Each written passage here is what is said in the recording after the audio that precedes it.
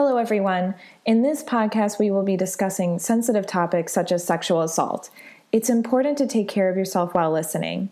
Some suggestions are listening while you're in a healthy headspace or knowing who you can reach out to if you become upset. Our 24/7 helpline for crisis calls based out of Central Florida is 407-500-HEAL. By contacting the National Hotline at 1-800-656-4673, you can get support and learn about your local resources. There's always someone ready to help.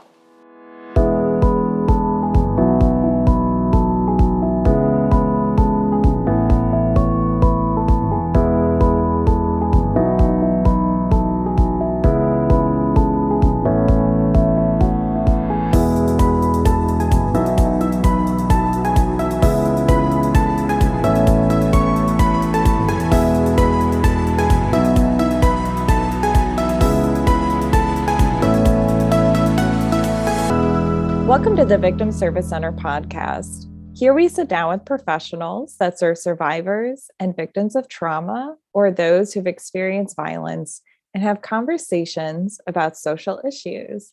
This week, we are talking about social media, a tool for prevention education. My name is Emily Mitchell. My pronouns are she, her, and I'm the education coordinator at the Victim Service Center of Central Florida. I'm very excited because with me today, I have Shannon Webster. So Shannon Webster uses she, her pronouns and is the former volunteer and outreach coordinator with VSC. We worked very closely together, so it's very exciting to have her on, where she managed our social media and community engagement for 3 years. She recently moved to Colorado and currently works at the Colorado Coalition for the Homeless as their digital communications manager. So Shannon is passionate about advancing social justice and utilizing technology to educate and raise awareness. Shannon is a proud dog mom and enjoys trivia game shows and vegan cooking in her free time. So Shannon, super excited to have you today. Thank you. And I also have Kyle Fray. So Kyle uses he, him pronouns and is the marketing and outreach specialist at the VSC. So Kyle received his Bachelor of Science from the University of Florida in public relations, advocacy, and having an ability to make an impact in the community he grew up in is something he holds close to him. He has experience working public relations, both agency side and in-house. In his free time, he enjoys listening to music, playing video games, and traveling around the country to play with his club Frisbee team. So Kyle, thanks for coming back onto the podcast. Thank you for having me. And as a brief introduction, I'm really excited to have this conversation with both of you. So previously on this podcast, we have talked a lot about prevention education involving teaching on consent, normalizing conversations, advocating, being an active bystander, sharing resources for survivors, and much more. And in this modern world and with movements like Me Too, we are starting to see social media as a tool or a space for these types of initiatives and conversations, just as we try to achieve this on this podcast. So today we are going to chat about the power of social media as a tool for prevention. We will be addressing some stigma surrounding these platforms and ways we can use these social platforms as larger organizations and as individuals to help end violence. So with that, I think that this might sound like a little silly of a question, but how would you actually define social media? Yeah, thanks, Emily, for having us both. I'm super happy to be back and doing stuff with VSC. So for me, social media, I think, is any kind of digital platform that we use to connect with each other. So there definitely has to be some sort of interaction between people on the platform and an ability to reach people. If you're, just kind of putting things out into the void, it's not really communicating with each other. So like a blog isn't necessarily social media, but something like Twitter where I can engage with my audience, I think would be considered social media. Yeah, and I think with that, just being able to share content, whatever content is, whether it's just a few words like a tweet or photos or music or anything that you can just have ability to share, whatever you label as contact. And just sort of like what you're saying with that engagement, just like the idea of social networking as a whole, I think is something that really stands out to me, like what social media is about, being able to have a conversation at the end of the day. So I appreciate that you also brought in some examples too, kind of like of Twitter. What are some other like platforms that you can think of? I mean, there's the obvious like Twitter, Facebook, Instagram, TikTok. To me, Spotify even itself is kind of like a social media, just like with the way it shows like recent activity and feeds, and even with how much of a movement, even like something like Spotify Wrapped is, and how everyone just posts and goes and posts about that. Good point. Yeah. I think that I forget that while you were all talking, I forget that things like LinkedIn is technically social media. So there's a lot of different types of it. So I wanted to ask first and foremost if you can share both a little bit about your roles and how you both kind of use social media as a tool for prevention education or spreading awareness. Sure. So my current role at the Colorado Coalition for the Homeless as the digital communications manager, I manage all of our external facing platforms. So we currently have Facebook, Twitter, LinkedIn. We're also active on YouTube. And then we're going to launch our Instagram and TikTok actually sometime in February, hopefully. So it's kind of mirroring what I did at VSC as well, because at VSC in my role, I also managed the social media platforms and they were pretty similar. But obviously the things that we're talking about are a little bit different. But we also do a lot of education. We do an education series. And so we're planning out presentations to try to bring people in. And with COVID, we obviously did that digitally. So it kind of morphed from an in-person facing education awareness to a digital communication and awareness on our social media platforms. So that's something else I've been working on.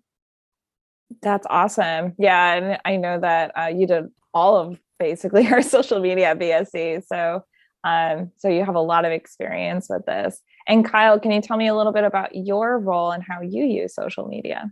Definitely. On a very similar note, I kind of manage the brand image almost, and then just sort of am the first point of contact when it comes to our social medias. We have a lot of different social media accounts, your typical ones: Facebook, Twitter, Instagram, YouTube, TikTok. And you can find our podcast, like you were listening to, in so many locations. Awesome. And while you were talking too, I realized so not only are we kind of using social media as a way to spread that brand awareness and also advertise things like if we're doing, for example, a panel for Human Trafficking Awareness Month or something, we can at least use social media as a communication tool. But I know that we also kind of use it as education as well, like breaking down myths or spreading awareness on this particular issue, things like that. So we use it for a lot of different things, I realize. And then kind of just going off of that, I think that there's this myth that social media can't be used as an awareness tool to enact social change and promote education. So what are your thoughts on that? Yeah. People, I think, give social media a bad rap, or the internet itself, I think, definitely had that impression. I know I grew up in like late 90s, early 2000s, and I was always taught like stranger danger, like be careful what you post, don't share anything about yourself. And now we've just like done a complete 180 where like everyone's just sharing everything about themselves, checking in everywhere. And so I think that has scared people a little bit, and just how quickly things have changed. And then obviously like misinformation has been, the big thing going on the last couple of years, and that definitely has a space in social media. But I think it's kind of similar to a lot of things. Like it's not bad unless you're using it for bad things. Like inherently social media isn't bad. It's not trying to corrupt my mind necessarily. It's just a platform, and then people make it into what it is. So if you decide to spend 8 hours of your day on social media, that's probably a bad thing. But that doesn't mean that the social media itself is bad. I think that more could be done to help protect people, especially young people who might become addicted to the social platforms. But I don't believe that it is inherently bad. I think that if people do believe that they should try to take a look at it, I think a lot of people are apprehensive to even create an account if they're freaked out about it or they find it overwhelming. But I think especially if you have children or people that you're concerned about on social media, you should definitely create an account for yourself and kind of see what it is, and don't just rely on other people and what they're telling you to make your judgments. Yeah, I'm especially that last point you were making where you were talking about how it is what you make it at the end of the day, or what you surround yourself with. I think that's like the main point is if you're surrounding yourself with like bad information or following just bad, like unqualified or even misinformed people who are just keeping you in this bubble, that's what you're digesting. And that's 100% what I agree with, is just that if you make it something bad, it can definitely misguide you in what you think and believe and how you interact on your day to day. Yeah, I think, if you're on Twitter and you're following everyone that you normally would not get along with, I think you're going to find yourself really frustrated. But you can also find really amazing educators. And I think about movements like Black Lives Matter that really took off on social media to help promote change and make a difference. And it did have an impact, and people were talking about it, and people that might not have talked about it did. I think also a lot about like generational differences. So there's a lot of like people nowadays where the younger person might be more progressive, and they find that some people in their family are lacking some of the same values. And so they want to try to educate them or help them understand their viewpoint a little bit better, or help them decide to get vaccinated, whatever it is, right? And they'll use social media as a way to like talk to the other person or see their views. And so I think that, you can have a space for safe discord, but you can also share something about yourself, like I just had a baby, that's so exciting. But you can also share education around, hey, this local university is putting on an art show, do you want to go and like support your local art community? So there's so many different ways that you can use it for good. I also like touching on something else is like I definitely think you can be like too young for social media too at the end of the day. I know, and I may not be 100% correct, but one of the big players in social media, I want to say it was either Instagram or Facebook, was actually like trying to implement like how YouTube has like YouTube Kids. They were trying to enable like an Instagram Kids, which I think is actually like very smart. And I know tangentially, I know people who made Twitters when they weren't of age, which I believe is 13, that their Twitters years later ended up getting banned for that reason. And I know that's a little late, but like they're still trying to keep that enforcement, however long it took for that. Yeah, I think that just like with anything, there can be there's just a lot. I feel like with social media now, there's just a lot of everything. And so you can find those little pockets of safe spaces that Shannon was mentioning, and then also keeping in mind too, age as well, like you were mentioning, Kyle. And I think a good way to do that is if you find, for example, an Instagram that is talking about certain prevention education that you're really interested in, maybe go see who they're following, and then just kind of piggyback off of that to kind of find that space that you're looking for, and know that there's different ways to use social media. Just like Shannon was saying, you can post about your, life, or you can actually find, podcasts about, maybe you're really into learning about animals. And so you can, lots of different stuff. And I think that it would be a really big miss for organizations that are looking to enact change, that are also looking to help prevent violence, to not use this tool, because there's definitely that space, and there are spaces there. And we'll talk a little bit more about the impact that it can make, but kind of talking specifically about what's happening now, though. How do you think COVID has actually impacted social media? It's definitely changed it kind of a lot when you reflect on it. Everyone being stuck at home, I think about all the trends that came out of it. Like Tiger King, I feel like would not have blown up unless people started posting about it on social media. Like everyone's had nowhere else to go except the online space to connect with people, because at the end of the day, I think people are just searching for that connection however they can get it. And so for people, I think everyone's use went up a little bit, but it was also at such a tense time that I think it really did not help the divide that's been happening. So it's kind of been seen in a negative light, I want to say, by some people. But again, it's whatever you make it, right? So if you do follow a lot of different people on whatever spectrum of ideology they're on, it's going to look like a lot of discourse on your feed. But if you do put yourself in a little bit of bubble, it's not going to look like that. Not to say that you should. I think a lot of times you should be knowing what's going on all over the place just so that you yourself feel informed, but understanding the sources. I think people were scared, and so they used it a lot for like, I'm Cloroxing my groceries, or whatever's going on, right? And so it could be used for like panic, but it was also used for good. Like, hey, here's how long you should be washing your hands. Here's different songs you can sing. Here's all the different ways that you can keep your child entertained when they're 5 years old and just had a ton of sugar and need to get the energy out in a safe way. So I see that side of things. In terms of like the business side, people then had to kind of step it up to be able to connect with everyone. Like, let's say your local business shut down, they can't come to your space anymore. And if that's how you usually were communicating with people, you then had to kind of pivot and change. And so it brought a lot of new people into the space that weren't there previously. I definitely agree. And I don't know if it's just like even like sort of more just a COVID thing, but I feel like you just really have to be on social media. Like that's how people are talking. That's how people are talking about greater topics at the end of the day. Like we discussed like movements and stuff like that. I just feel like that is something that is going to continue to grow as long as like technology is beginning to grow. And I think it actually is being used a lot to sort of inform in a way of just what is happening even on a global scale. Maybe not necessarily just strictly to COVID, but what is happening around the world just in general, and sort of like opening people's eyes to like reality to an extent.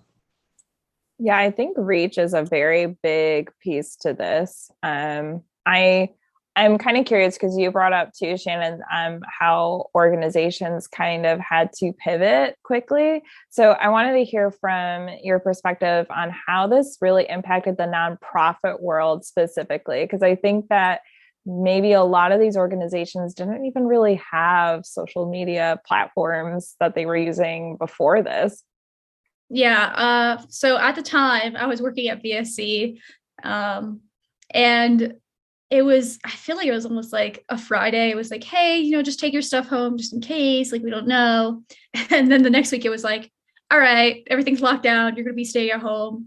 We're going to give you some time to adjust in space, and we're going to kind of get through this together. And at the time, large part of my job was going out into community and educating and speaking to people on the ground. And that's how we really connected people to our resources, by word of mouth. A lot of the time we did utilize social media, but it just wasn't such a key part of the puzzle. So then once COVID hit, it was like, okay, therapy's going online, like everything's going online. Our website is more important than ever. And so we really had to just kind of lean in and jump in. And it also coincided with Sexual Assault Awareness Month, which is in April. So we were like, how do we get people engaged during our most important time of the year without being able to have them gather at our gala or gather for Denim Day or any of the other awareness events that we have going on that month? And so we had to really kind of like just be like, I hope people come to our Zoom, and start advertising it. And I know, Emily, you were really new into your role at the time as well. And so you were like, how do I educate people when I can't go in front of them? And we had never done any kind of virtual training before. And so they kind of blended together. It was like, well, what if we do a Facebook Live to engage people? What if we use it that way? And then publish it afterwards. Like, obviously at 1 p.m., not everyone can tune into a Facebook Live in the professional world. And so I think being able for us to put the content out there and have it be available, I think helped people feel less alone if they were seeking our services out. Because I think people were used to getting therapy or caregiving and counseling in person. You have that personal touch. And so losing that, I think, was like really hard at the time. But by making it more regular and normalized and showing that like we're still here, we're still having content, it helped people kind of have a sense of normalcy about our services. For other nonprofits, I think if they weren't in the space, it really gave them a good time to just try it out, right?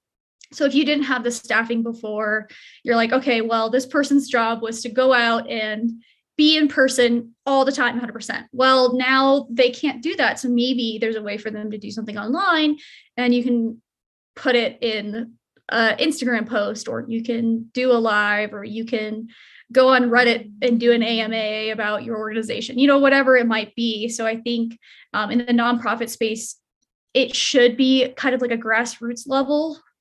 You should be talking to people from the very bottom to the tippy top. And so especially for just like your average person that's walking around, I know VSC, I would always be like, have you ever heard of us before? And most of the time it would be no. And so that was definitely like always what I was trying to change. And I think social media was a big part of that, because if something goes viral, you never know where people are going to see you or how they're going to find your content, or if people share it. Like, you might not know anyone in your life that has been sexually assaulted or sexually harassed, but if you share a post, the odds of someone that you know needing that information is really high.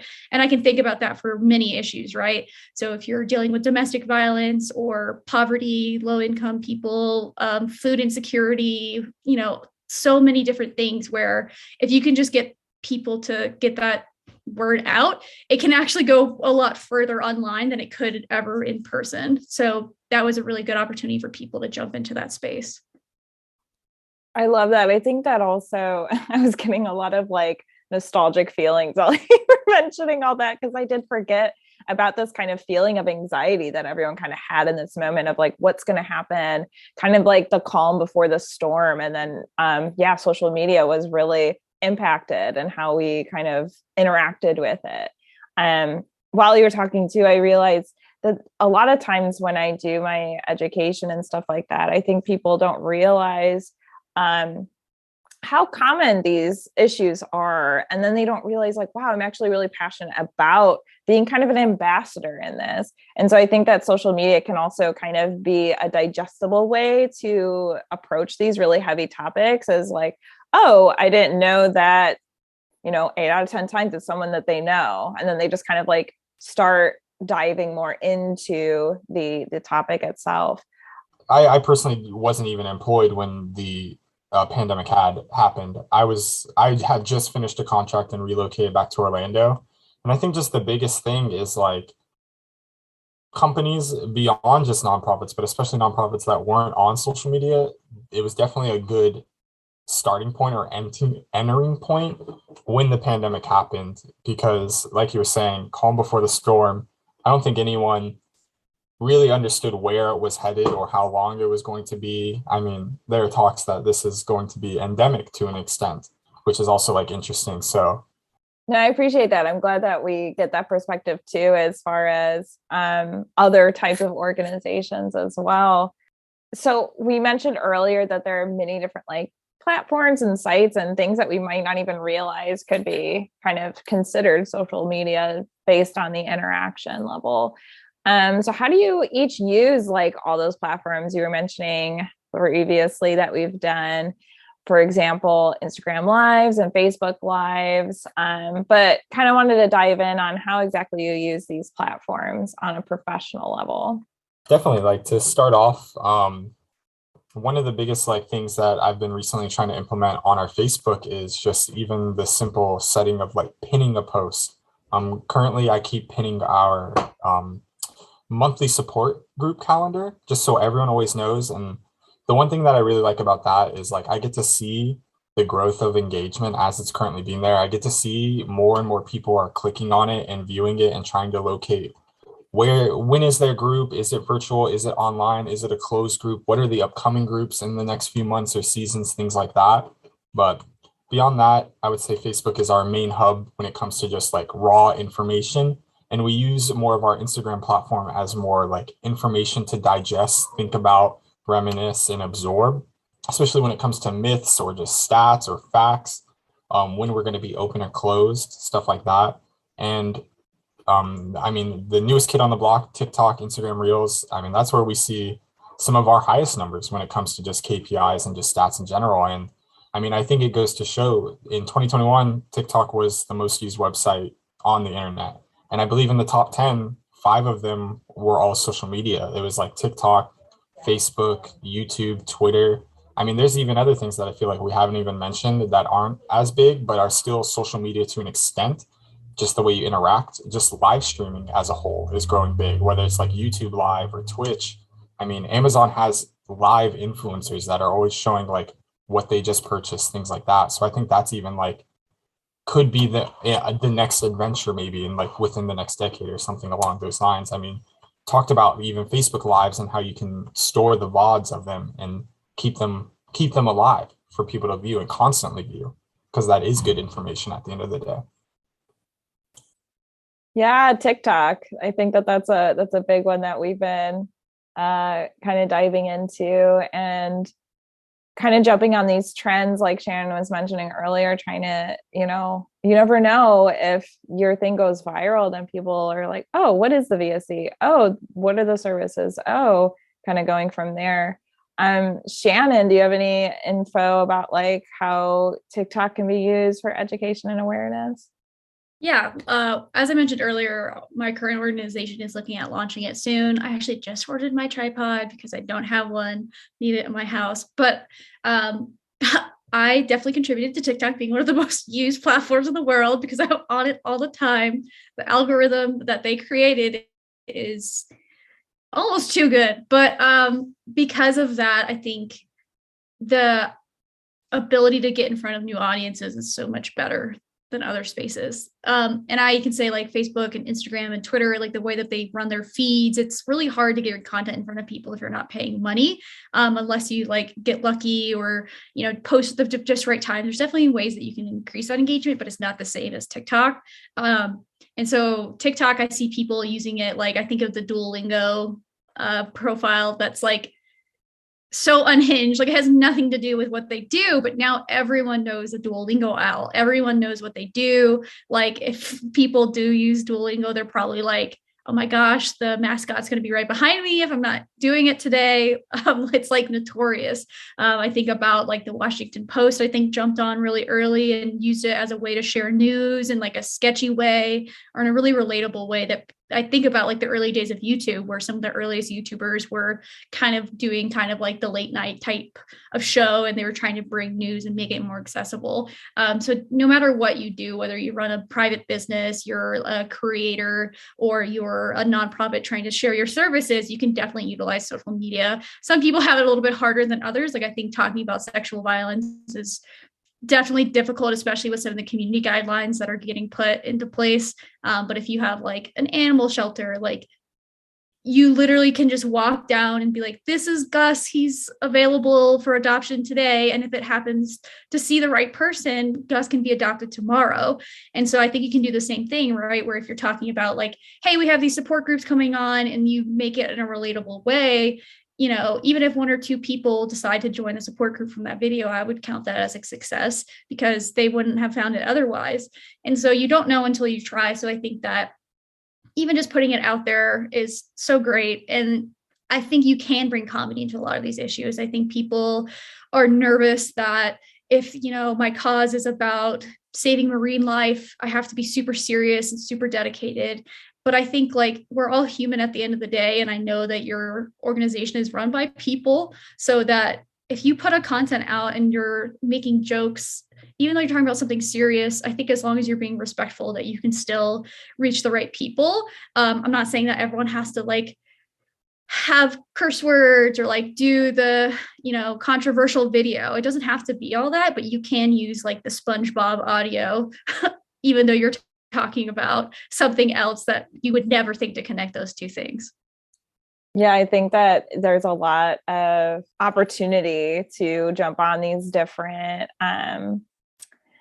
and be creative with it too. I know that we were sitting in meetings when we were still like together as a team, like, oh man, how can we use this TikTok trend and relate it to what we do? And there's so many all the time. So I think that TikTok is a great tool, and I love that you brought up like how you could just spread awareness of like Gus the cat for someone to adopt, and also just spreading awareness about our services. But also, even I know we've used our TikTok for like talking about consent and what it looks like, what it doesn't look like, stuff like that, or red flags and a relationship. So there's so many different trends that you can kind of use and like creatively find out and piece together whatever message that you want to put out there.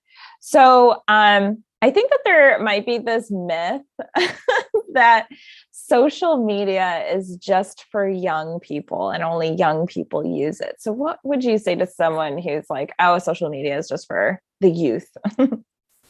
I think like I understand why that is sort of like this sort of myth and stuff like that. Maybe it's just because young people are more willing to just try something new. The trends are easy to hop on. Like I know when I got my Facebook, it was just because my friends got the Facebook. So maybe it's more like a status quo thing when you're in school in the beginning. But I don't think it's just for young people. I mean, even when I think about TikTok, I think of the younger generation, but then I also just think of early on, like there was that meteorologist or weatherman who would just dance on his TikTok while doing his newscast. And like they would implement that in the real news eventually. And that was just very innovative. People always know who this guy is. You see him and you're like, I've seen this guy before, stuff like that. So beyond that, I think it's like an easy way for to have like free advertisement at the end of the day for an organization too. There's so many podcasts that I just learn about because I see like a 60-second clip on TikTok or even just a content creator in general. So I don't think it's just for young people, but even if it was, should that matter? Like, why not target that audience if that's who you're trying to target at the end of the day? Whether you're accepted, rejected, that's how you take it at the end of the day. But there's always room for more people. Yeah, I think like, on the back end, I can always see the demographics of who's seeing what content. And it does tend to skew younger, but I think they shouldn't be scared to get involved in it because you're going to miss out on so many opportunities to connect. I know when my parents got Facebook, they were like, I'm finding all these people I went to high school with and like reconnecting. And like, now I think my mom is like flying out to visit people because she was able to connect with them in a way that she couldn't before. Like your cell phone number will change, your address will change, but your social media is going to stay pretty green no matter where you are. I think about like if someone is overseas, you'll still be able to see what they're doing, what content they're putting up. I was thinking about some of the TikToks that I was like, where have I seen some older people? There's this one, like, I think it's like a grandma and someone else on TikTok, but like they shoot each other with Nerf guns. And it's like the funniest thing I've ever seen because she just comes out and she's like brutal.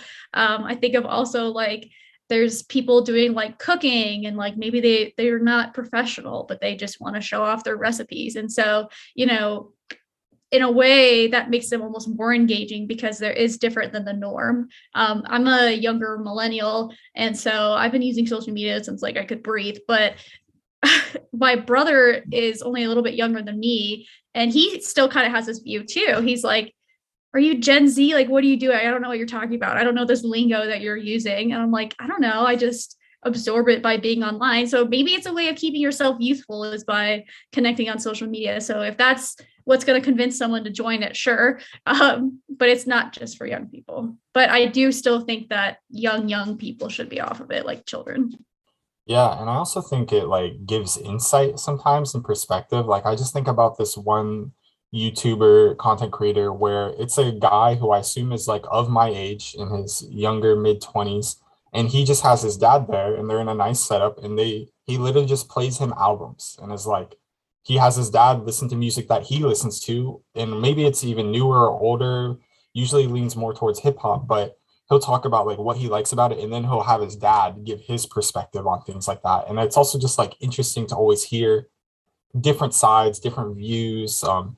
This older gentleman has obviously gone through way more years of just music just naturally, and so it's cool to hear perspective. So at the end of the day, like having another voice and another viewpoint, another idea is always can always be accepted. Yeah, I think that that's a good point. I think we were talking a little bit about like the bubble that social media can kind of host these different bubbles or echo chambers or what have you. But I think that there are a lot more voices out there than people may realize, and that includes different age groups. And so you'd be surprised what the people that are on there. I also wanted to ask if, like, what would you say to an organization who's kind of hesitant to use social media? Like maybe they're afraid to like dive into that. You just gotta dive in, but you do have to do it mindfully. You do have to have a plan.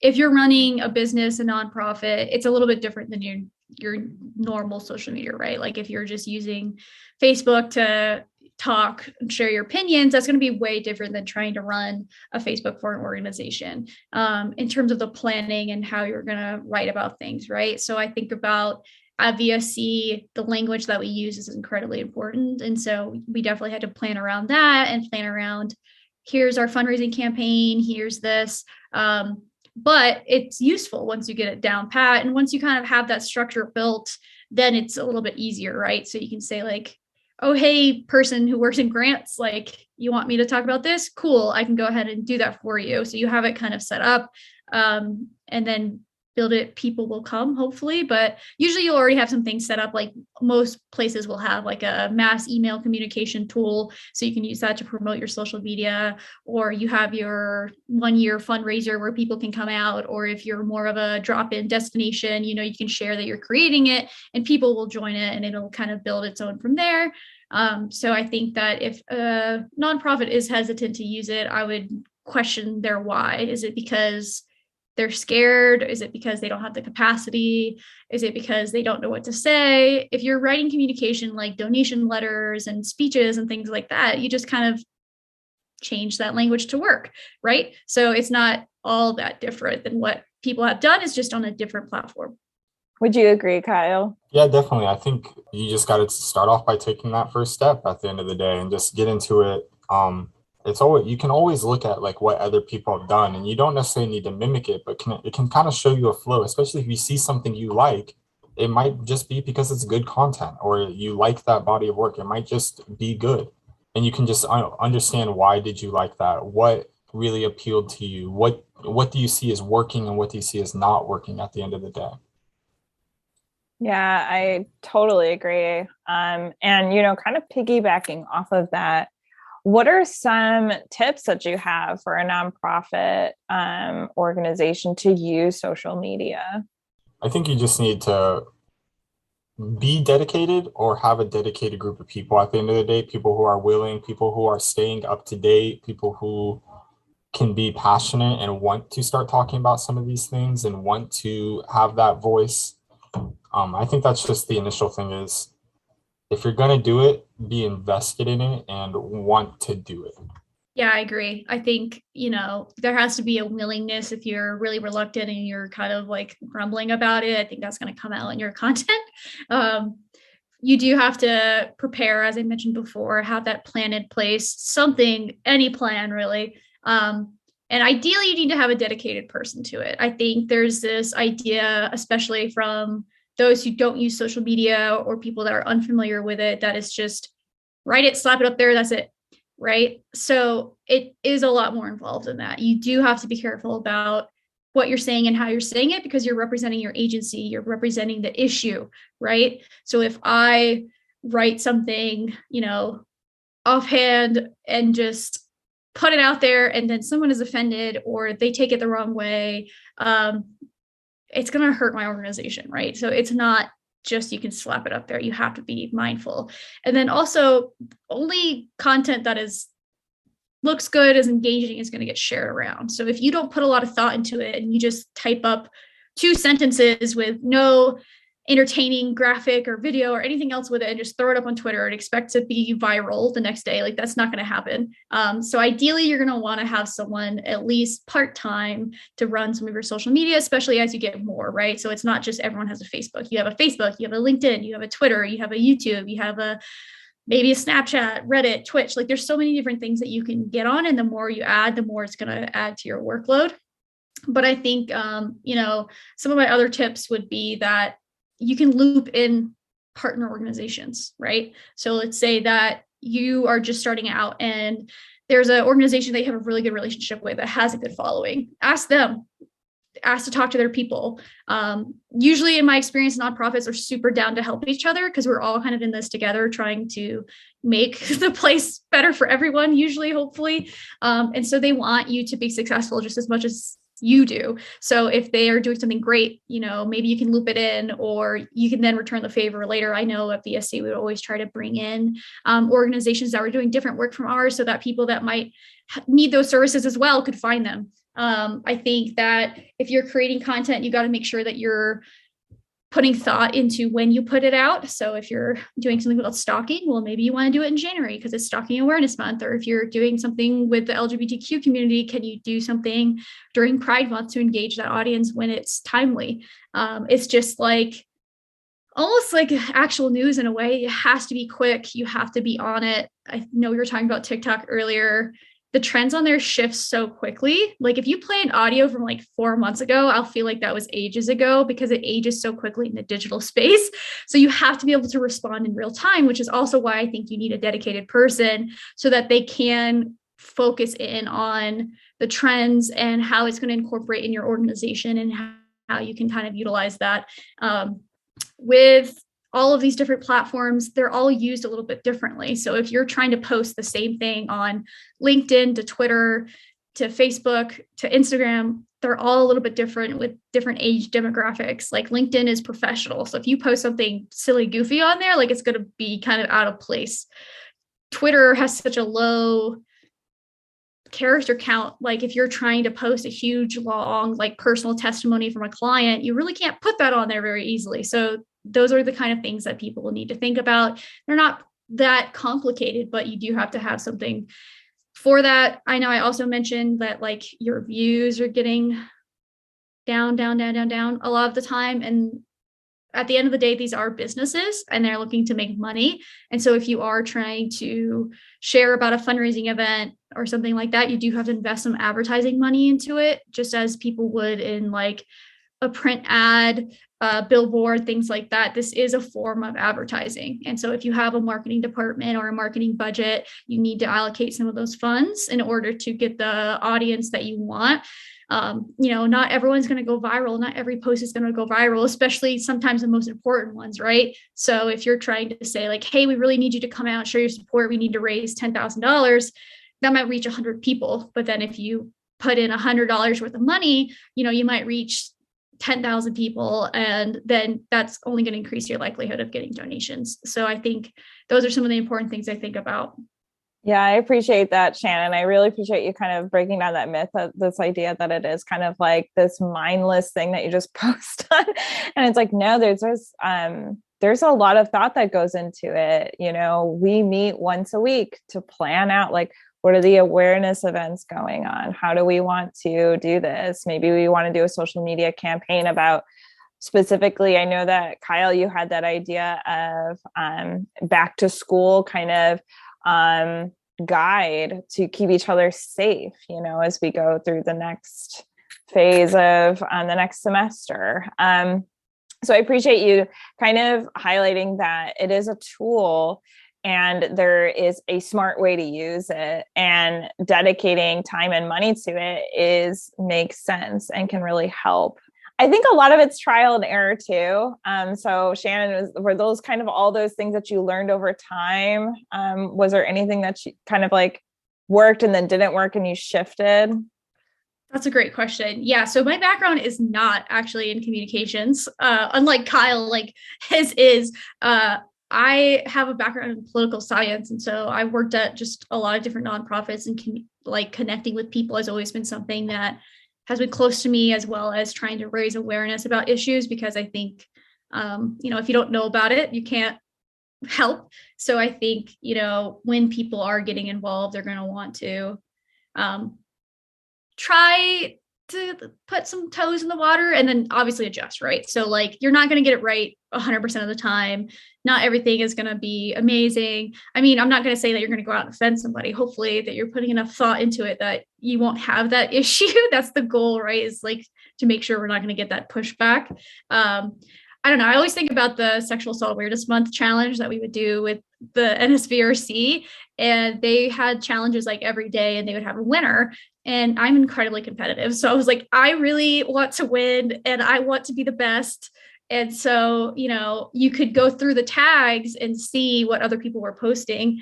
And you could also see what they were posting on that day, who won the challenge. And so you might notice some like trends or like what would work better than others. And so I was like, all right, I'm going to jump on this, or I can tell that they like a really well posed photo, not just like a graphic, right? Like a real photo. So I was like, let me do this. And then like, I actually won the challenge that day. And I was like, yes, this is the best feeling ever. I love this.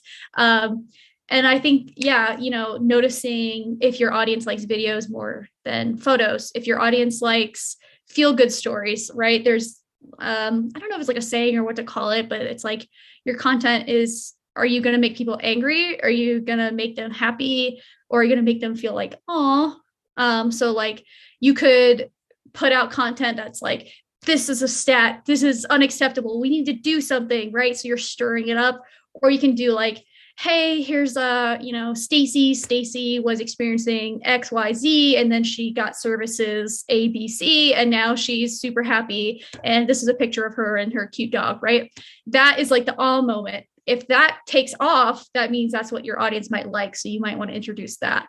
Or if the engagement piece takes off and people are like, yes, we want to get on the ground and take action, then that might be the way you want to go. So I think just actually taking a step back and looking at your content objectively, like, even though I personally might have liked this post that I made because I made it and I put a lot of thought into it, that doesn't mean that that's what works the best. You actually really need to look at their results and kind of carve your way from that.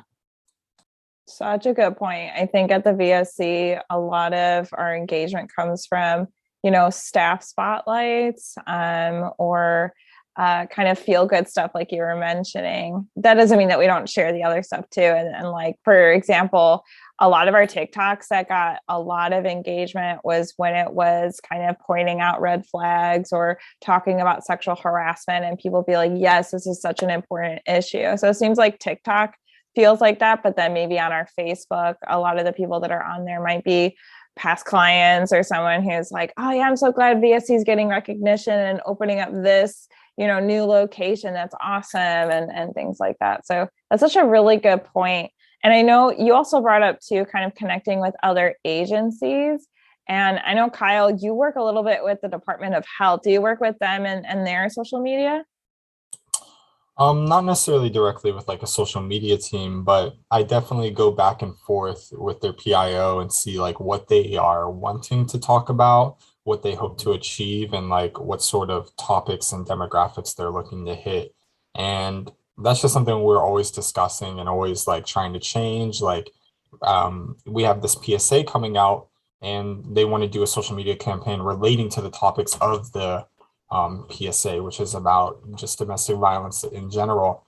But they want to talk about some of the myths and facts when it comes to domestic violence and sort of like an LGBTQ relationship, and sort of how uninformed people can be and the misrepresentation that can happen. Even like common things such as law enforcement can't fully handle these things properly at times, or just aren't informed enough at the end of the day to understand what situations are happening. So I think that's such a great example of how, what our mission is, which is like helping survivors of trauma.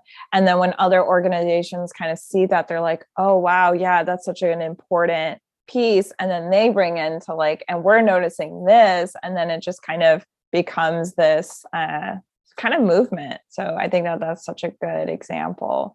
As a final kind of question, specifically to VSC, do either of you have any like tips for survivors who might be triggered kind of on social media with all of this content that's out there? Or maybe what are some things that organizations should keep in mind when posting content for their audience when it comes to perhaps acknowledging that survivors will probably be looking at this? for me, I think one of the biggest thing is just understanding not only your target audience, but who your audience is in general. So your audience doesn't always and won't always be who you're trying to target at the end of the days.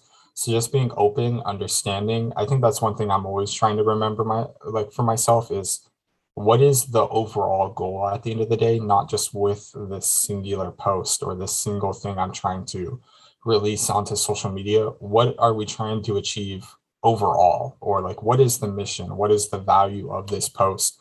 And then, I mean, there's even small things that even we try to implement at VSC at times, like even just putting a trigger warning before going into detail about what the post is, and just like what you might find in this post or the topics we might talk about, just things like that. Yeah, I'll say, there's kind of two parts to this question. Like what would I say to a survivor or someone that might be triggered by content? And then like as a content creator, how might I proactively try to prevent these things? I think in terms of tips for people who might be triggered by any content on social media, I think the first step is knowing yourself. If you aren't aware of how this is making you feel, then you're not going to be able to address it. So I think doing any kind of self-work, mindfulness, or if you are working with a mental health professional, seeing if you can kind of write down like what it is, right? So if you are triggered by people talking about, their body, or if it's, you have experience with certain types of violence and you would like to limit that kind of content, making sure that you're not following people that are going to talk about some of these things is obviously very important. But then also just setting boundaries for yourself. So that if you do find yourself getting overwhelmed or you're not in the right headspace for the moment of social media, like if you're already very upset, it's probably not the best idea to go scrolling through, a controversial Reddit thread or something like that. So, if you have those limitations or know about them, sticking to them for your own mental health. If you do need to put the phone down or take a step away from social media, that's totally okay. And then leaning into some of your support systems. So I know like when something upsets me, I like to vent is how I like to deal with a lot of problems. So I know I'll usually share it with my friend and be like, this is ridiculous. I can't believe they did this. And then we'll just talk it through together. And that always just makes me feel better. So I know that that's something that works for me. So find what works for you, whether it's blocking that person, hiding that content, reaching out for support, or reaching out to a mental health professional, or an amazing helpline or text line. There's so many different avenues that you can go. For organizations, I think just knowing your audience, like Kyle mentioned, is incredibly important. At VSC, I was always really aware that just knowing the statistics, most of our content would probably be viewed by someone who is a survivor of violence or abuse, or sexual assault, whatever the case might be. And so being very respectful, not going into too much detail. Like if I'm sharing someone's story, there's no need for you to know exactly what went down where exactly, but how that survivor felt was more important.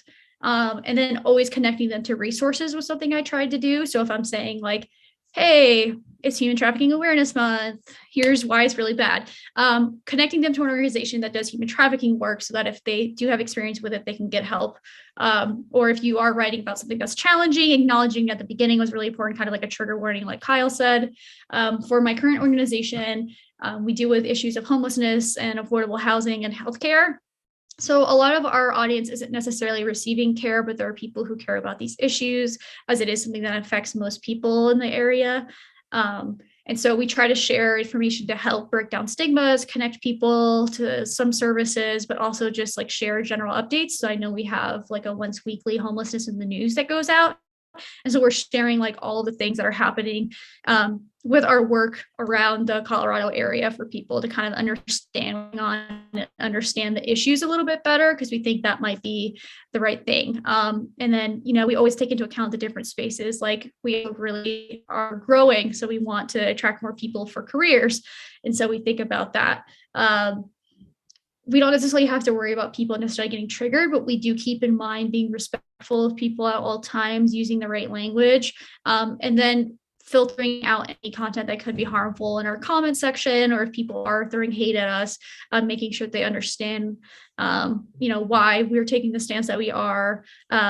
But that's just how I feel about it. I know when I'm posting on Twitter, I'm okay, here's what I think is important. Or I see whatever is going on and try to talk about it that way. With VSC, I think I was a lot more dialed into specifically survivors of trauma, because there is so much going on with that. And it can be such a hard, lonely experience that I really wanted them to feel connected. I love that. And I think that kind of leads to really flows nicely into my final questions here, which is, what do you love about the work that you do? What do you love about using social media and all that stuff? For me, just social media at the end of the day is something that's always fascinating to me. It's interesting. I see the growth that just constantly happens and how accelerating it is, just how much more connected people are getting, how much more knowledge and information just in general is out there. And I think that's something that's very interesting to me when I always think about social media and just the growth of social media and just how each platform is so different, but at the end of the day, kind of the same as its core. It's just a communication method and a tool. I mean, there's so many things that I've discovered or learned, or people I've reconnected with, and just topics I now understand more at a deeper level, just because I probably first saw it on social media. So that's just something in a nutshell that's the most interesting thing to me. in a more on the topic of like, why do I enjoy what I'm doing right now? Orlando specifically is the community I've grown up in. I feel intertwined with the community at times, and that's being able to give back and just support the people within this community that I don't even know, but it's something that's just special to me, and that's just what I enjoy doing. And I honestly feel like to an extent, that's just what I like doing with my life in general, is being able to see, and maybe not even see, but understand that I am making a difference or trying to make a difference at the end of the day. Yeah, very similar. For social media itself, I grew up on MySpace and, the awesome backgrounds that I would try to learn coding to do. And it definitely sucked me in as a kid, but it helped me connect with people when I felt lonely, or, during the summertime when you're not with any of your friends. And it was just such a different experience because, like, I didn't have a cell phone, but I had a MySpace. And it definitely drew me in. And then, we saw Facebook come up. I was reluctant for Twitter for a long time. Now it's like one of my favorite things to use, but there's so many different platforms out there that, you kind of find what you like and use it. I do find that I need to set boundaries for myself sometimes, but just in my personal life, I love using it. And then I know I'll find myself like scrolling and be like, this is really great for what I'm doing right now. I need to save this. I need to flag this. I need to email it to myself to share on my work social media later. And that's how I know that I love what I do, is because even though I try really hard to set work-life boundaries and have some separation there, I find myself whenever I'm like scrolling through TikTok being like, oh my gosh, I have a great idea. I need to write this down or something like that, because I do care about what I do. I've always had a passion for connecting with people as well as like helping. I've worked in private businesses before, and I just am not compelled by profits or some random product. I really just want to help people. And I think being able to post about different issues and connect to people is a great way to do that. I've never done any kind of direct service, and I know that's always something at VSC and the organization I'm in now is, the people who are on the front lines actually providing the service. And then there's the people sharing about those services. And it really helps kind of bridge that divide, is that even though I'm not out there giving care to these clients, I'm still able to hear about the awesome story that my coworkers are doing and kind of share that out, make them feel special, let the community know where their dollars are going, because a lot of people do give. And so I think it helps them feel like they're engaged in the mission as well. If someone is posting that they're dropping off donations, I love being able to share their posts and be like, thank you so much. And like actually show that appreciation in real time, so they can kind of highlight that. I know at another nonprofit I worked at, we had a lot of volunteers come up and we would post their pictures every day to be like, thank you for volunteering. We really appreciate what you're doing, whether it was a sorority or a church or whatever was going on. And then they would do the same. And that's kind of just going back to like sharing content, getting people engaged on different levels. It might attract other volunteers there, but I just love being able to spread awareness and hopefully connect people to, services that they need. So if like someone's scrolling on Instagram and they see a post with a helpline number that they didn't know before and they really need it in that moment and they called it, amazing feeling. So true. I love that. And kind of as a final summarizing thought, how is this a powerful tool for just normalizing conversations and spreading awareness of important violence prevention topics? Overall, I just think social media and like touching on these topics are just important, because even today things can still be so taboo to talk about, even though they happen every day. They happen to our communities, they happen to people we know can be affected by various topics. And sometimes it's just very like hush hush, like don't talk about it. Like if we don't talk about it, it's not real. Like we can just ignore it. I feel is like the biggest thing at the end of the day. So just normalizing these conversations, and even if they're not progressive in the moment or trying to obtain what you needed in that moment, it still leaves a path and a trail for someone else to pick up on later at the end of the day, which is just ultimately, I feel like what should be happening and what needs to happen is just not to falter at the end of the day. If you leave it off, someone else might pick it up from there. So just continuing to have these talks, touch on these topics, touch on your resources, and keeping those abundant at the end of the day are just very important. Yeah. And I'm thinking of also kind of Shannon, you mentioning how, not feeling alone. And at the end, it is all about kind of like this connection. And even though maybe you're not getting as much engagement on this post, maybe like a like or something, it doesn't mean it's not being seen. It could be that someone saw that helpline number and they really needed it. So it could be almost like this maybe indirect impact, but it's still there. The impact can still be there. For sure. I know, like, with the normalization and the destigmatization, there might be stigma attached if I like this post or if I like your page, right? So if I like a page about sexual violence, are people going to think that this has happened to me or know that this has happened to me, right? So those might be some of the things going through their head. And so we always definitely take that into account. But by being there and being public and making it okay for people to talk about your post, I think you are helping to create that conversation. I know in the work I'm doing currently, we follow some people on Twitter that are always going out and sharing stories about people experiencing homelessness right now, whether sheltered or unsheltered. And so it really humanizes it. I think a lot of what nonprofits have to do with, the more controversial or heated topics is to debunk myths, because those are like some of the biggest things harming the work that we're trying to progress is just this myth that lives in the back of someone's mind. And so if you can just help to break that down a little bit or make them wonder or question, it's definitely something powerful. I know I learned so many new things online. I think it's an amazing source of information. And so I might read a post about artist or something like that and learn something new, and that might take me to something else. I do now follow a ton of nonprofits and education people just because of the work that I've been in, and I think it does help normalize it in my head, and I'll share it with my friends. And there's definitely people on my own timelines that probably don't believe that or have different views, but they might view it and say like, oh, this is actually something that I care about, or I do actually want to give to this cause as well.